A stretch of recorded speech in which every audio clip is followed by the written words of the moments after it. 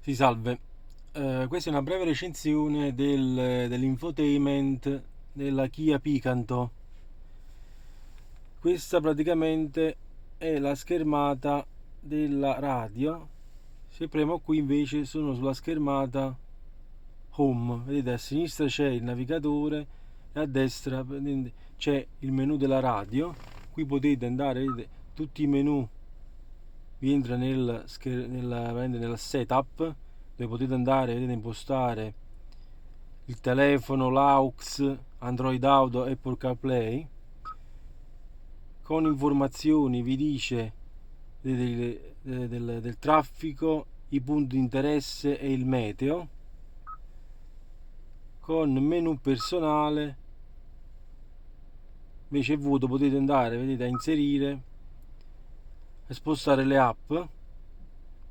Possono essere salvate al massimo 8 app tra quelle presenti in menu qui. Adesso vado nella radio. Vedete, questa ha la radio DAB, FM e AM. Qui si aumenta e si diminuisce il volume. Qui vedete, cambio la stazione. Basta cliccare e si sceglie poi la stazione. Qui vi dice le informazioni. Qua abbiamo i preferiti. Questo è il pulsante per tornare indietro. Qua abbiamo elenco, qui tutte le stazioni che potete, vedete, andare a scorrere o per stazione in ordine alfabetico oppure per il tipo di programma. Vi dà, vedete, tutte le il genere pop oppure cultura oppure genere, vedete, religione, rock e così via, sport.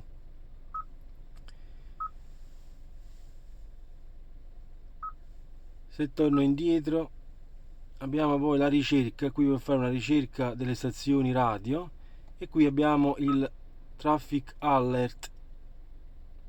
Ogni volta che c'è una trasmissione sul traffico si interrompe e vi porta all'informazione sul traffico. E qui invece c'è la banda M, che è praticamente identica. Torno indietro, vado ovviamente nei media, che è il secondo menu. Qui trovate, in questo caso non funziona, tutte le canzoni che avete sulla chiavetta, perché vedete la macchina ha sia la porta AUX che la porta USB. Oppure potete trovare anche tutte le canzoni che avete sul telefono. Qui con SIC e track si va avanti sia per la radio che per le canzoni, avanti e indietro. Vedete, se io vado adesso radio, vado SIC, vedete, aumenta o diminuisce, vado avanti e indietro. Poi abbiamo la mappa, abbiamo due pulsanti, map e nav. Questa è la mappa. Qui tornate alla schermata home. Qui vedete, potete impostare il tipo di visualizzazione. C'è 2D,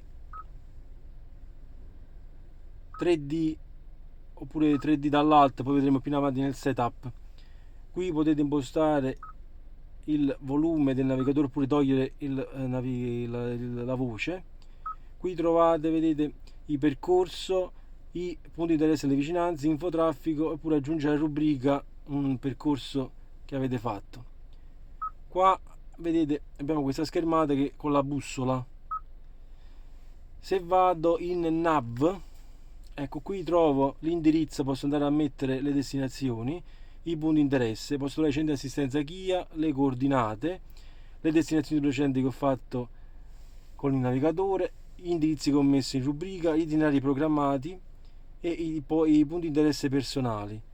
Qui c'è percorso, vedete, posso andare a riprendere indicazioni oppure opzioni, vedete, andare a scegliere l'utilizzo autostrada, utilizzo traghetto e così via. Pianificare un itinerario, poi posso scegliere il dettaglio dell'itinerario, mi dice tutte le indicazioni, la panoramica, le informazioni, evitare una strada o la deviazione. E qui preferiti, ci sono tutti gli indirizzi preferiti che vado a inserire io.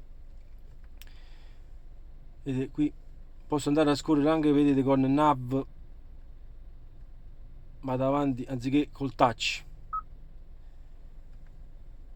Poi c'è questo qui, il pulsante dei preferiti. Ovviamente non funziona perché bisogna utilizzare un telefono che supporta Android Auto e Apple CarPlay. Poi andiamo nel setup. Qui nella navigazione, qui posso andare a disattivare il display e qui ovviamente vedete esce l'ora e il giorno. Poi posso andare a scegliere la navigazione. Qui vedete posso scegliere l'unità in chilometri in miglia, mostrare le destinazioni precedenti, il satellite e ripristinare ovviamente le impostazioni, il display, visualizzazione mappa. Vedete, posso scegliere tra 2D direzione in alto, 2D nord in alto e 3D in alto, oppure gli edifici in 3D. Poi abbiamo il simbolo della rubrica, il limite di velocità e la localizzazione. Le indicazioni, vedete, posso utilizzare la modalità visualizzazione svincoli, la pronuncia, nomi delle strade, l'info frontiera e mostra la conseguenza, e qui i dati personali che posso andare a importare dalla, vedete, rubrica da USB, esportare la rubrica su USB, oppure importare i punti di interesse. Ovviamente non sono evidenziati perché bisogna inserire una pennetta. Poi c'è il suono. Qui posso andare, vedete, a bilanciare il rapporto del volume, vedete, radio, multimedia e navigazione, l'equalizzatore, il volume, vedete, da navigazione impostata come prioritaria, controlli i rapporti dei volumi dell'audio e delle indicazioni di navigazione quando sono prodotti contemporaneamente, priorità avviso retromarcia e la limitazione del volume ad avvio di sistema. E poi c'è il volume del navigatore. Posso usare i pulsanti volume nella schermata mappa, oppure i pulsanti volume nella schermata mappa o la manopola del volume. Avanzate.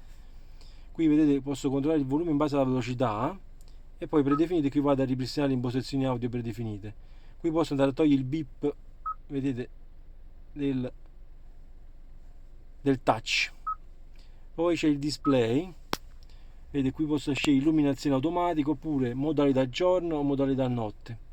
Luminosità, vedete, posso scegliere modalità giorno e modalità notte, impostare la luminosità e accentrare. Predefinite, ripristinare le impostazioni di fabbrica. Poi c'è il Bluetooth. Vabbè, qui ovviamente bisogna collegare un telefono, vedete, connessioni Bluetooth. Poi c'è la proiezione del telefono. Vedete, qui c'è Android Auto ed Apple CarPlay. Poi c'è la personalizzazione. Posso andare ad assegnare una funzione a questo pulsante qui della stellina. Posso scegliere di protezione telefono, oppure home, menu personale, audio Bluetooth, oppure attiva e disattiva display.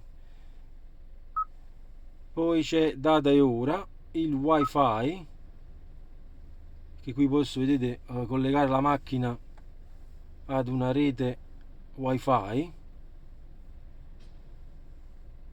oppure anche l'hotspot del telefono.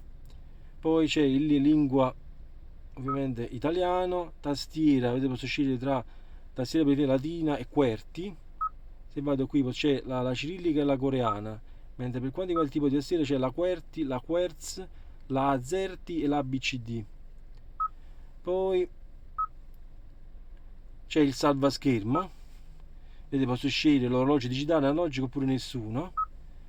Poi c'è avanzate, qui vedete posso tornare alla mappa dopo il tempo selezionato, il sistema passa dalla schermata radio, file multimedia alla mappa. Poi c'è la pulsante modalità volante, cioè accedere ai file multimediali selezionati con il tasto sul volante. Vedete, sul volante infatti ho i pulsanti, vedete, qui c'è il comandi vocali, qui c'è il volume sopra e sotto, qui c'è la sezione radio, questo è il telefono, agganciare, riagganciare. Qui invece premendo si fa col muto. Invece da quest'altra parte, vabbè, qui ho il pulsante del cruise control, resettare e così via.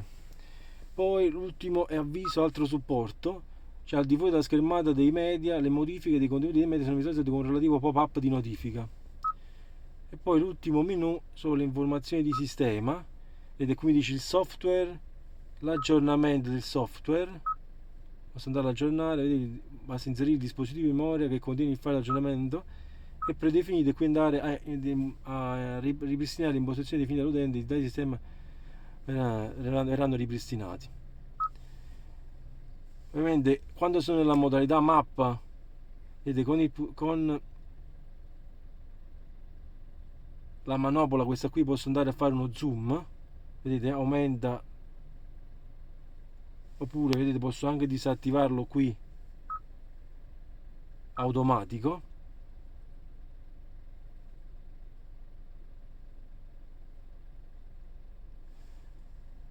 Quando sono in modalità navigazione, con questo pulsante qui poi posso andare anche a cambiare la stazione radio. Se adesso aumento il volume, vedete, cambio cliccando, vedete, adesso cambia la modalità radio, poi basta cliccare e si imposta la radio. Mi sembra di aver detto tutto, alla prossima.